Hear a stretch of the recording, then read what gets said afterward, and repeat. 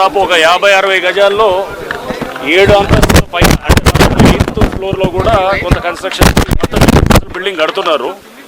ఒక pent house కూడా అంటే దాన్ని మొత్తం కలిపి దాదాపు 8 ఫ్లోర్స్ ఉన్నాయని అంటున్నారు.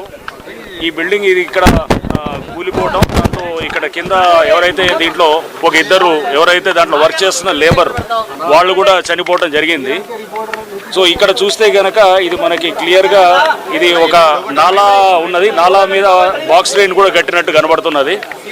ఈ పక్కనంతా కూడా బిల్డింగ్స్ దాదాపు 7 అంతస్తులు అంతకన్నా 6 అంతస్తులు ఆ పైన ఉన్నటువంటి 50 గజాలు 60 గజాల్లో మనం చూస్తున్నాం ఈ బిల్డింగ్స్ అన్నీ కూడా. దీంట్లో చాలామంది హాస్టల్స్ కింద వచ్చి ఇక్కడ ఐటీ ఎంప్లాయీస్ లేకపోతే ఇతర వాళ్ళందరూ కూడా వాళ్ళు ఇక్కడ ఉండడం అది జరుగుతున్నది అనేది చెప్తున్నారు.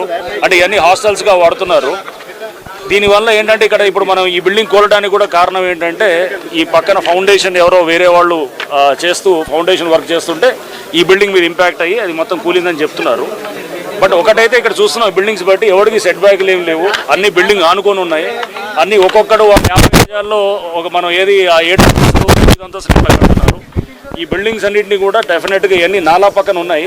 అండ్ అట్లానే సైబరాబాద్ మున్సిపల్ కమిషనర్ సృజన గారితో అండ్ అట్లానే స్థానిక ఎమ్మెల్యే గారు కూడా వారు కూడా చెప్తున్నారు ఇంతకుముందు కూడా వీళ్ళందరి మీద కూడా కంప్లైంట్లు ఇచ్చామని. హైడ్రా మేము తప్పకుండా మేము కార్పొరేషన్ కలిసి ఇక్కడ ఈ బిల్డింగ్స్ అన్నింటినీ కూడా డిమాలిష్ చేయడం జరుగుతుంది. దాంట్లో ఆ బిల్డింగ్స్లో ఉన్న వాళ్ళందరినీ కూడా వాళ్ళని ఖాళీ చేయమని చెప్పి మేము రిక్వెస్ట్ చేస్తున్నాము. ఎందుకంటే ఇవన్నీ 50 గజాల్లో 7 అంతస్తులు అట్లా కడితే కనుక అది లోపల ఉండేవాడు రేపు ఇప్పుడు అదృష్టవశాత్తు మనకి కూలినప్పుడు లోపల ఇద్దరు పనిచేస్తున్నారు. అంటే అది కూడా అదృష్టవశాత్తు ఏదైనా కానీ కూడా అంటే ఏంటంటే ఇద్దరే ఉన్నారు. ఒకవేళ అక్కడ పడుకొని ఉంటే కనుక మీరు ఊహించుకోండి, అంటే ఇద్దరు చనిపోవడం దురదృష్టమే కానీ ఇంకా పెద్ద ఉపద్రవం అయ్యేదన్నమాట, అంటే పెద్ద డేంజర్ అయ్యేది. సో అది యాక్చువల్గా ఇంకా మనకి నైట్ టైం ఇట్లాంటిది ఏమైనా కూలినా కానీ కూడా మొత్తం హాస్టల్స్లో ఉంటే దాదాపు 10ల సంఖ్యలో చనిపోవడం ఇట్లాంటివి కూడా ఆస్కారం ఉంది. కాబట్టి వీళ్ళన్ని మీద ఇమ్మీడియట్గా మనం యాక్ట్ చేయాల్సిన అవసరం ఉంది. ఇప్పుడు హైడ్రా సిబ్బందితో పాటు స్థానికంగా ఉన్న ఫైర్ ఆఫీసర్స్ వాళ్ళ టీమ్స్, ఎన్డీఆర్ఎఫ్ టీమ్స్ అందరూ కూడా వచ్చారు.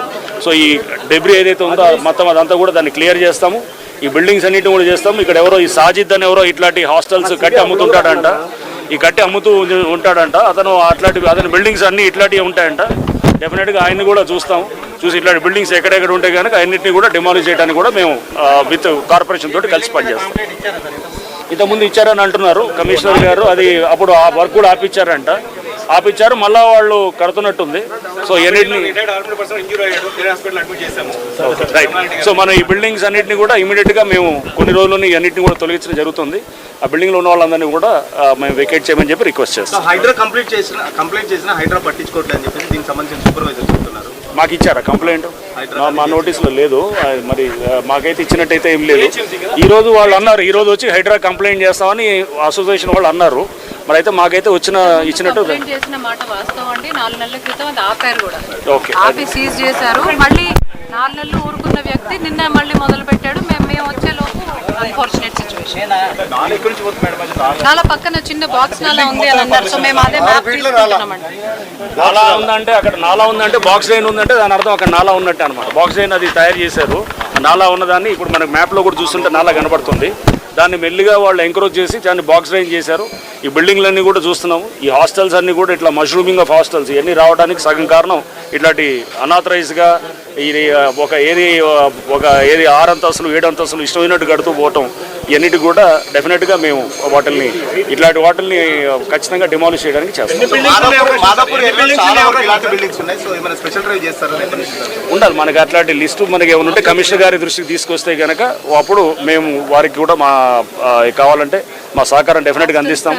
హాస్టల్స్ అవన్నీ కూడా తీసుకొని వీల్ డూ ఎ డ్రైవ్ అది చేస్తాం డెఫినెట్గా.